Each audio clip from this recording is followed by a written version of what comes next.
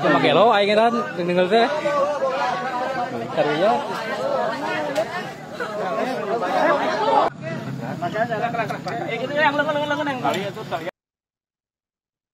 Pemirsa, suasana Desa Cimara Hilir, Kecamatan Manis, Kabupaten Purwakarta, mendadak mencekam pada Minggu 16 November sore.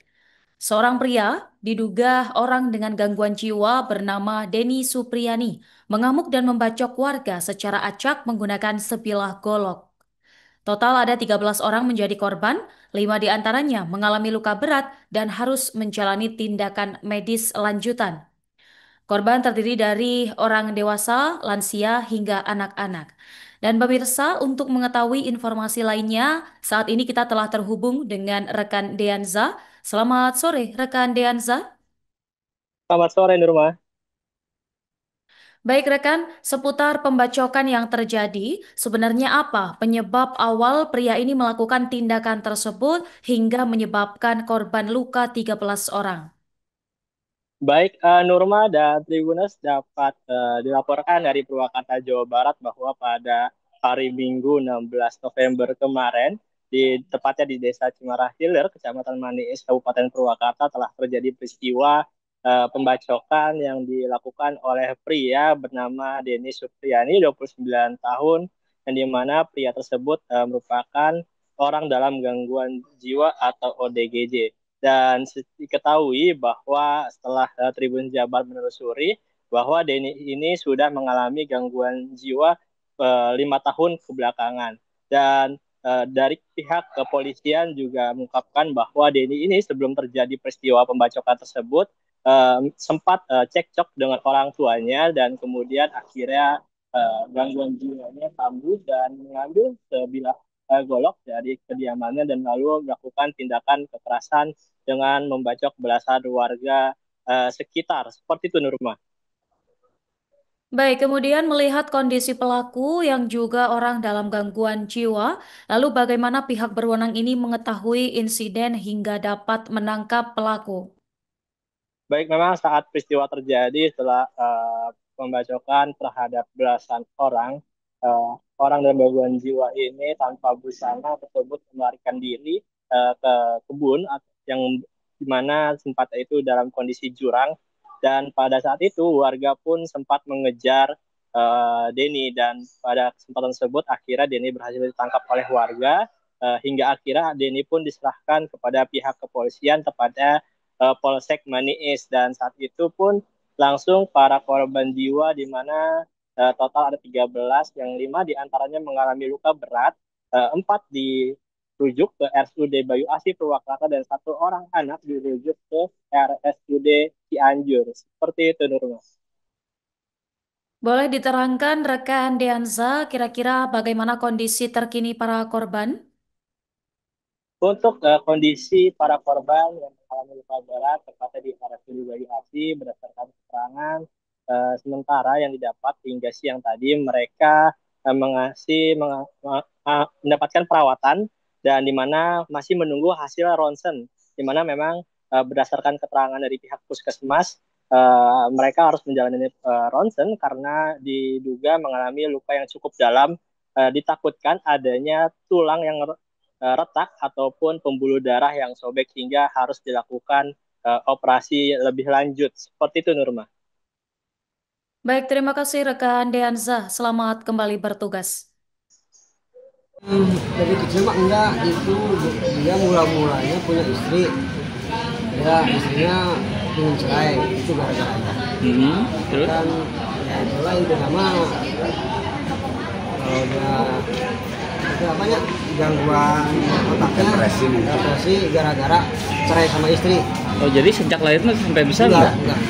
Bahkan sama perangkat desa Cirama pada masuk orang udah berusaha dibawa ke RC, bahkan itu juga obatnya juga udah dikasih sama keluarganya, tapi keluarganya juga itu nggak diberikan obatnya. Sudah berapa lama Pak stresnya itu sampai sekarang? Waktu kelurahan 5 tahun lah, kurang lebih 5 tahun. lebih 5 tahun. Oke. Ya Ya awalnya tadi kami dari Puskesmas menerima laporan dari desa ada 4 korban luka bacok ya, yang 2 luka di kepala, kemudian luka di bahu satu lagi yang perempuan satu lagi luka di tangan. Jadi kita observasi tadi di Puskesmas, kita tentukan kedalaman luka sama memang ketingkat keparahan. Kita putuskan untuk dirujuk karena memang tidak memungkinkan. Kemudian menerima laporan lagi, memang ada beberapa lagi yang satu anak dirujuk ke Cianjur. Jadi total yang luka parah itu ada 5 ya.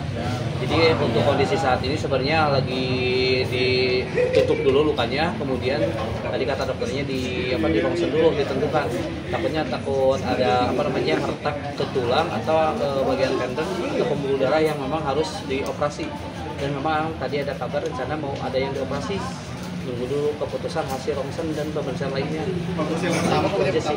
Kalau dari pihak Puskesmas untuk penanganan korban yang ringan, sisanya di sana. Terhitung tadi terupdate itu ada 13 korban keseluruhan. Sisanya ada yang ke bidan dan juga ada yang ke Puskesmas. Yang paling parah yang 4 sama 1 ke Cianjur. Seperti itu, Pak. Ya, informasinya kenapa sih Pak itu Pak? Informasi yang saya terima sih itu memang pasien ODGJ ya, ODGJ udah lama itu pasien udah langganan ke rumah sakit jiwa, udah sama dinas juga ditangani, udah pulang dianggap istilahnya udah bisa menyesuaikan lagi sama lingkungan, cuman memang sering timbul lagi seperti itu. Obat juga sering dikasih, obat-obatan gangguan jiwanya, cuman memang lagi kambuh dan memang langsung menyerang warga gitu. Seperti itu Pak. Untuk senjata yang diperoleh ODGJ ini dari mana sih? Sementara sih sebenarnya informasi yang saya dapat sih itu memang dia bawa sendiri. Terus kan orang tuanya juga sering ke kebun tuh sama beliau si pelakunya, sering ke kebun juga, sering ngambil kayu bakar dan lain-lain. Jadi memang senjatanya itu diperoleh dari rumahnya sendiri. Sarang sana Pak? Kami? Ya, saya Pak Gani dari Puskesmas Manis ya. Bisa dijelaskan awalnya gimana Pak? Awalnya saya sedang duduk di pos roda, tiba-tiba datang kebek seperti itu, pukul, bolok. Sempat ditangkis, sempat dilawan? Enggak, saya langsung ngaruh puyuh. Jadi ibaratnya kalau bahasa Sunda mah ngabongohan ya? Ya, ngomong Dari belakang posisinya atau sempat berhadapan dulu Pak? ya, sempat berhadapan. Tapi nggak tahu bawa golok? Tahu bahwa ada konsep, Cuma pas nebasnya nggak tahu? nggak tahu. Pas setelah ditebas gimana posisi Bapak? Maju duduk, Sempat oleng atau gimana, pingsan Pak? bisa pisah. Di pos lagi berapa orang Pak waktu itu? Dua. Oh sama istri? Tapi istri nggak kena ya Pak? Enggak. Langsung lari? Yang lari Pak dikejar orang Pak, dikejar Gitu. warga. Sebelumnya, sebelum ke Bapak, ada korban dulu yang kena? Ya, saya terakhir Pak. Oh terakhir? Iya. Tapi sebelumnya nggak dengar yang ada korban? Enggak. Gitu. Itu goloknya dari mana katanya Pak? Ambil dari rumahnya. Dari rumahnya? Oh deket juga rumahnya. Berarti orang situ Pak? Orang Iya, tes biasa saya. Itu tajam Pak? Posisi golok tajam ya? Sering Pak dia melakukan seperti itu Pak? Enggak. Sekarang. Tapi kambuh atau memang sudah ODGJ? Udah gila. Oh, nggak pernah Sudah lama. sempat bawa ke RS rumah sakit jiwa katanya Pak? Udah. Oke Pak Indi, nuhun Pak Indi, saya Galamang. Kasareskrim dan dari Polsek Manis sedang mengecek korban yang merupakan korban kekerasan di wilayah Cirama Hilir di Kecamatan Manis, di mana di Rumah Sakit Banyuasin ini terdapat 4 korban ya yang diduga mengalami kekerasan dengan menggunakan senjata golok. Tadi saya cek korban, alhamdulillah mendapatkan penanganan medis dalam kondisi sadar dan mudah-mudahan cepat pulih. Untuk peristiwanya diduga dilakukan oleh seseorang dengan inisial DS berdasarkan keterangan keluarga dan saksi yang bersangkutan memang mempunyai riwayat gangguan kesehatan jiwa. Untuk diduga pelaku saat ini sedang dilakukan penanganan medis, diamankan di Rumah Sakit Jiwa Cisarua Bandung dengan melibatkan Dinas Kesehatan dari pihak Polres, Puskesmas, pemerintah desa setempat, kemudian Dinas Sosial juga. Saat ini sedang dibawa ke Rumah Sakit Cisarua Bandung. Kalau boleh diceritakan seperti apa sih kronologi sehingga korban bisa melakukan kekerasan tersebut kemarin? Ya, sementara masih kita dalami ya. Tapi memang informasi diawali cekcok dengan orang tuanya, kemudian yang bersangkutan keluar melakukan kekerasan dengan senjata golok terhadap orang-orang yang ditemui. Berarti goloknya dibawa dari rumah sendiri, Pak? Ya, dibawa dari rumah. Sudah kita amankan. Oke. Pak, untuk korban tadi dicek di dalam lukanya apa aja, Pak? Ya, ada beberapa luka. Nanti kita informasikan. Yang jelas korban dalam 4 orang yang dirawat di Rumah Sakit Banyumas ini sedang dalam penanganan medis, sementara dalam keadaan sadar. Total keseluruhan korban berapa, Pak? 5 korban. 1 orang dirawat di rumah sakit di daerah Cianjur. Anak kecil, Pak? Informasi di bawah umur. Ada lagi? Kalau Ibu namanya siapa, Bu? Bu Nunui. Bu Nunui? Ya. Bu Nunui dari pihak korban atas nama siapa, Bu? Atas nama Jejen. Pak Jejen. Awalnya gimana sih kejadiannya? Awalnya kan ODGJ-nya mau lewat. Terus bapak saya lagi mau pulang ke rumah. Jadinya bentrok. Terus dipukul aja. Dipukul? Pakai itu. Pakai golok. Si ODGJ-nya dapat golok dari mana itu? Nggak tahu.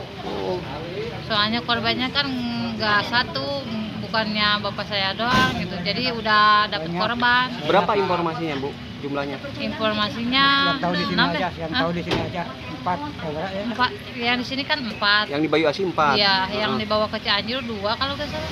Jadi semuanya berapa, Bu? 6 ya. Semuanya luka bagian apa, Bu? Ada yang di leher, ada yang di kepala.